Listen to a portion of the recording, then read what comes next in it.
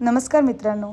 तर आम्ही पुण्याच्या एका ग्रोसरी शॉपमध्ये आलो आहे. ग्रोसरी नाही म्हणता येणार, म्हणजे असंच एक ॲक्च्युली माझं हळदी कुंकू होतं, त्यामुळे आम्ही हळदी कुंकूचं वाण घेण्यासाठी आम्ही खूप फिरलो. तर आम्हाला काय एवढं पसंत येत नव्हतं. मला ॲक्च्युली स्टीलची भांडी घ्यायची होती, पण मला काउंट काय आहे काहीच माहिती नव्हतं. त्यामुळे मी एक असू दे म्हणून असं थोडंफार काहीतरी घेणार होते आपल्या सुहासिनींसाठी. हे खूप सुंदर दुकान होतं ॲक्च्युली. काय घेऊ आणि काय नको वाटत होतं. आणि हे हळदी कुंकू देण्यासाठी मी करंडा प्लास्टिकचा जो असतो तोही घेतला. नुसतंच कसं हळदी कुंकू देणार ना आपण, म्हणून असं पण काहीतरी आम्ही घेतलं. मग असे आम्ही काहीतरी 2 काय 3 डझन घेतले होते असे करंडे. सगळं फिरून, आणि थंडी एवढी होती पुण्यामध्ये की आम्हाला घरी येऊन गज्जीची अशी काही हालत झाली होती. वैभव ते बघून खूप हसत होता. दुसऱ्या दिवशी मम्मी येणार होती, कारण का माझं हळदी कुंकू मी गावी करणार होते. सकाळ झाली आणि आमच्या मातासाहेब पधारले आहेत, आणि त्याच दिवशी आम्ही गावी निघालेलो. तर असं काही हे अशी हालत झालेली आमच्या कारची. यामध्ये माझ्या बहिणीचं पण थोडं सामान होतं, जिच्या दिराचं लग्न होतं. तर ते सामान, माझ्या मम्मीने मुंबईवरून आणलेलं सामान आणि आमचं सामान, असं सगळं घेऊन आम्ही निघालो. मध्ये साताऱ्याला आम्ही कंदी पेढे वगैरे असं घ्यायला आणि नाश्ता वगैरे घ्यायला आम्ही थांबलेलो. रात्रीचे 2 वाजलेले आणि आम्ही आमच्या घरी सुखरूप पोहोचलो. येण्याआधी आम्ही गज्जीला ड्रॉप करून तिच्या घरी छान जेवून आलो होतो. पण झालं काय, आम्हाला पुन्हा मुंबईला यावं लागलं, कारण माझे आजी सासरे ऑफ झाले. सूतक लागल्यामुळे आम्ही हळदी कुंकू करू शकलो नाही, आणि त्या ठिकाणी करू शकत नव्हतो. म्हणून माझ्या सासूबाई म्हणाल्या की तू माहेर जाऊन कर.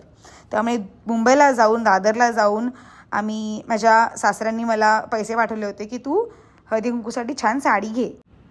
सो ती साडी घेतली आणि आम्ही आता घरी आलो आहे. आम्ही आमच्या घरी आल्यामुळे अप्पूसुद्धा ती तिच्या घरी चालली आहे. तिला खूप उशीर झाला होता, त्यामुळे आम्ही कॉलनीच्या बाहेरच तिला ड्रॉप केलं ऑटोमध्ये. ती इथून, आम्ही दादरहून आलो एकत्र सगळं टाईमपास करत बसमधून, आणि तिथून ती निघाली तिच्या घरी.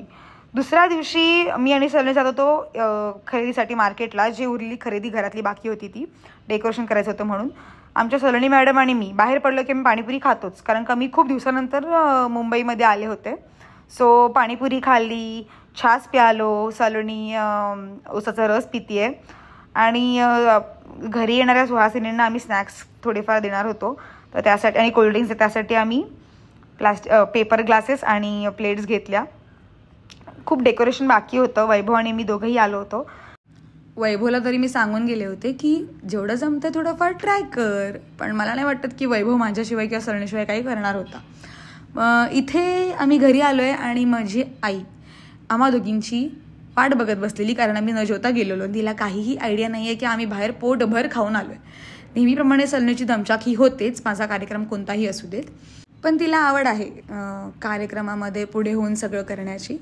वैभव त्याचं काम आणि फोन दोन्ही बघत बसलेला, आणि माझी आई हे सगळं जेवण बाहेर आणून आमच्या दोघींची वाट बघत बसलेली. सलोनीचं थोडंफार असं काही रिॲक्शन होतं, कारण तिचं पोट खूप भरलेलं. तरीही आम्ही दोघींनी मम्मीचा मान ठेवला आणि लाडू वगैरे भरत आता तिळगुळाची ज्वेलरी करतोय. तिळगुळाची ज्वेलरी घरी करण्याचं कारण की आम्हाला जसं हवं आहे तसं, म्हणजे पूर्ण सेट नको हवा होता. आम्ही जास्त काही ज्वेलरी घालणार नव्हती, त्यामुळे आम्ही आमच्या पद्धतीने आम्हाला जे हवे ते आम्ही बनवत होतो. मी फक्त मणी आणलेले आणि तिळगुळ आणले होते.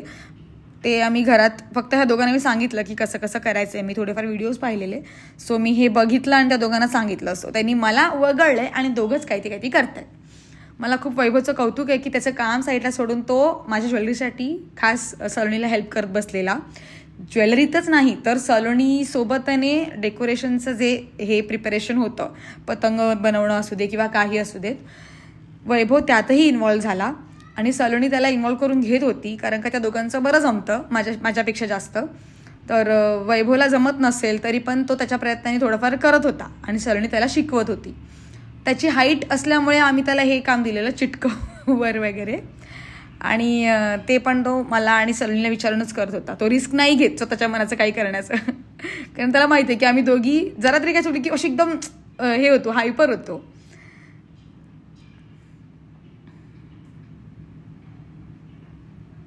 फायनली सलोनी मॅडम उठल्या. त्या बसल्या की एकतर हलत नाहीत लवकर, आणि हे सगळं करून त्यांना एवढं कळलं की आपल्याला अजून पतंगा लागणार आहेत, छोट्या छोट्या पतंगा लागणार, कारण खूप रिकामं वाटत होतं.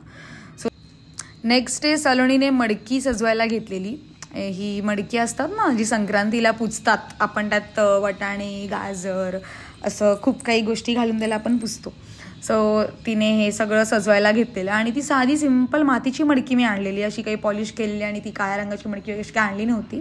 सिंपल मी आणि सलोनीने मार्केटमध्ये जाऊन साधी मडकी आणलेली. त्या साध्या मडक्यांना सलोनीने एवढा सुंदर रंग दिला होता, एवढं सुंदर जे काही तिने त्यावर केलं आहे ना, की ते कोणीही ज्यांनी कोणी बघितलं सगळे आम्हाला विचारते की तुम्ही कुठून आणले ती मडकी, किंवा एवढी छान पेंट वगैरे कशी काय. स्टिकर वाटत होतं ते तिच्या पेंटिंगमुळे. तिचं हेही लक्ष नाही आहे की त्या मडक्यामुळे तिची नवीन कोरी अशी ट्रॅक पॅन्ट पूर्ण घाण झाली आहे, ती त्यात एवढी गुंतलेली. नंतर तिचं असं काही अपेक्षा होतं की दीदी मला पण घे, कळू दे ना लोकांना की मी करते म्हणून. मला सांगायची गरज नाही आहे, कारण आमच्या घरामध्ये पेंटिंग करणारी एकमेव सलोनी खवरेच आहेत. या कामात सुद्धा माझा नवरा सलोनीला हेल्प करत होता, जे त्यांनी कधीच केलं नव्हतं, पण तरीही करत होतं. काहीतरी का असे ना, माझा नवरा त्याला थोडाफार हेल्प करत होता. सो हे ह्यांचं उरलेल्या ज्या पतंगीचं काम होतं, त्या छोट्या छोट्या पतंगी त्यांच्या झालेल्या, पण एक जी मोठी पतंग होती त्या मोठ्या पतंगीसाठी सलोनी काहीतरी करत होती स्पेशल, ज्यावर सोनियाचे हळदी कुंकू असं आम्ही लावणार होतो काहीतरी. सलोनीप्रमाणेच गज्जीला सुद्धा माझ्या कार्यक्रमांमध्ये किंवा माझ्या प्रत्येक गोष्टीत खूप जास्त इंटरेस्ट असतो आणि तिला इन्व्हॉल्व्ह व्हायला पण आवडतो. सो ती व्हिडिओ कॉलवर विचारत होती की तुमचं काय चाललं आहे, काय कुठपर्यंत आली आहे तयारी, मला पण दाखवा, असं तसं तिचं नेहमीच सुरू असतं. सो ह्यांनी हा ब्रेक घेतला आणि या ब्रेकमध्ये ऋषीने सलोनीला मोहितोचा सेट गिफ्ट केला होता, कारण का सलोनी आणि गज्जी मोहितो खूप पितात ॲक्च्युली. माझा नवराही पितो, पण त्याआधीच ऋषीने सलोनीला हे गिफ्ट केलेलं. सो ते सगळं ते चेक करतात, त्या बॉटल्स, ते फ्लेवर्स आणि ती बॉटल शेक करायची, सगळं ते बघत बसले. मी पण काही म्हटलं नाही, म्हटलं जाऊ देत, कंटाळले असतील. सो दिवस आला आहे माझ्या हळदी कुंकूचा. सो सलोनी आणि वैभव सकाळी पहाटे उठून दादरला फुल मार्केटमध्ये गेलेले आणि दोघंही या मार्केटमध्ये फर्स्ट टाईम गेले होते. मी आणि पप्पाने फक्त त्याला गाईड केलं होतं की असे असे जा, इकडे इकडे ते आहे. सो त्यांनी हे फुल मार्केटमधून जी मी फुलं सांगितलेली ती त्यांनी फुलं आणली आहेत. सलोनी मला व्हिडिओ कॉलवर दाखवत होती की दीदी ही फुलं हवी आहेत का, ती फुलं हवी आहेत का. तर मी जास्त काही न बोलता फक्त गुलाबांच्या पाकळ्या आणि बायकांना द्यायला म्हणजे सुहासिनींना द्यायला छान अशी फुलं, गुलाबाची छान गुलाबी रंगाची फुलं, व्हाईट आणि पिंकचं काहीतरी कॉम्बिनेशन छान मागवलं होतं. दुपारी आम्ही रांगोळी काढायला घेतली, ते थोडीशी माझे आणि सलोनीचे वाद झाले, बट ठीक आहे. तरीही ती सगळं विसरून रांगोळीचे रंग भरत होती. मी काही डिझाईन तिला सांगितली नव्हती. इथे माझं तिच्याशिवाय काहीच होत नाही, त्यामुळे मला माघार घ्यावी लागली आणि सलोनी इथे माझे केस सेट करते. बाहेर ही जी डिझाईन आहे किंवा काही, हे सगळं सलोनीचं डोकं आहे. मला तिने विचारलं होतं, पण मी रागाच्या भरतीला काहीच सांगितलं नव्हतं. सो सलोनीने जेव्हा ही रांगोळी कंप्लीट केली तेव्हा मी आणि सलोनीने तिला मी म्हटलं की चल आपण फुलांना थोडंफार बॉर्डर देऊ. सो आम्ही ते बॉर्डर देत होतो एकत्र. आत आल्यावर तुम्ही ही मडकी बघते किती सुंदर दिसत आहेत. ती मडकी त्यात सगळं भरलं होतं. दीदी आली होती, भाऊजी आले होते, माझी मावस बहीण, गज्जीची सखी बहीण.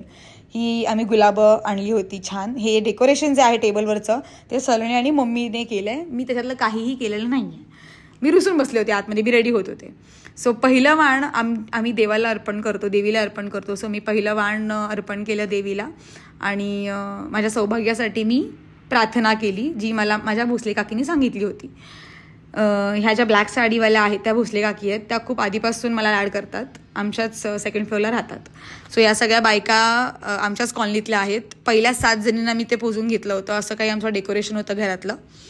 गुलाबं दिली आणि ज्यांना जे गुलाब हवं, म्हणजे आवडीने सांगते की मला नाही हे गुलाब हवे, मला ते गुलाब हवे. असं खूप मजा येत होती आणि खूप वेगळा एक्सपिरियन्स होता. ॲक्च्युली मी हे आमच्या घरात कधी हळदी कुंकू झालं नव्हतं आणि मी खूप आधीपासून ठरवलेलं की लग्न झाल्यानंतर मी हळदी कुंकू करणार. आणि मला भोसले काकीनीच हे सांगितलं होतं की हळदी कुंकू करावं, आपल्या सौभाग्यासाठी खूप छान असतं. आणि हे जे काकी करतायत ना, जे हळदी कुंकू स्वतः घेत आहेत, ते करण्याचं कारण का मला असं सांगण्यात आलं की पहिलं हळदी कुंकू असताना कधीही वाण आपण देत नाही. सो ज्या काही सुहासिनी येतात त्यांनी स्वतः हळदी कुंकू घेऊन जायचं असतं. सो मी घेतलेले सगळे वाण तसेच राहिले आणि मी फक्त ते करंडा, नशीब मी ते करंडे घेतले होते, त्या करंडांमध्ये त्यांना मी फक्त ते करंडे देत होती आणि ते त्यांचं घेऊन हळदी कुंकू घेऊन ते जात होते. सो सगळ्या सुहासिनींनी, काकींनी आमच्या माझं खूप कौतुक केलं आणि अष्टपुत्र सौभाग्यवती भव असा गोड आशीर्वाद करत माझी थट्टा केली. आणि आमचा असा काही कार्यक्रम समाप्ती होती आमची. वैभव खूप दमलेला, आणि सलोनी पण खूप दमली होती. खूप खूप खूप सुहासिनी आल्या होत्या आणि खूप छान कार्यक्रम झाला. सो असा काही आमचा एंडिंग होता. 12 वाजलेत आणि आम्ही जेवलो नव्हतो. माझी आई साफसफाई करत होती. आणि आजच्यासाठी एवढंच. थँक्यू सो मच माझा ब्लॉग पाहण्यासाठी आणि भेटू नेक्स्ट व्हिडिओमध्ये. Bye bye.